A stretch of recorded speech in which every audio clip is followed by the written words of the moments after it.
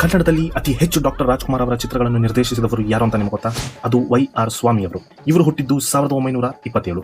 ಆರಂಭದ ದಿನಗಳಲ್ಲಿ ತಮ್ಮ ಸಾಕು ತಂದೆಯಾದ ಎಚ್.ಎಂ. ರೆಡ್ಡಿ ಅವರ ಬಳಿ ಸಹಾಯಕ ನಿರ್ದೇಶಕರಾಗಿ ಕೆಲಸ ಮಾಡಿದರು. ನಂತರ ಸ್ವಯಂ ನಿರ್ದೇಶಕರಾಗಿ ಮಾಡಿದ ಮೊದಲ ಚಿತ್ರ 1953ರಲ್ಲಿ ತೆರೆಕಂಡ ತೆಲುಗು ಚಿತ್ರ ಪ್ರತಿಜ್ಞಾ.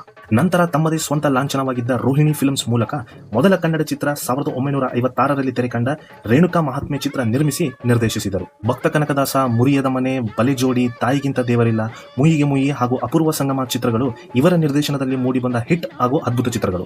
ಇವರು ನಿರ್ದೇಶಿಸಿದ 35ಕ್ಕಿಂತಲೂ ಹೆಚ್ಚು ಕನ್ನಡ ಚಿತ್ರಗಳಲ್ಲಿ 18 ಚಿತ್ರಗಳು ಡಾಕ್ಟರ್ ರಾಜ್ಕುಮಾರ್ ಅವರು ನಾಯಕನಾಗಿ ನಟಿಸಿದ ಚಿತ್ರಗಳು ಎನ್ನುವುದು ವಿಶೇಷ.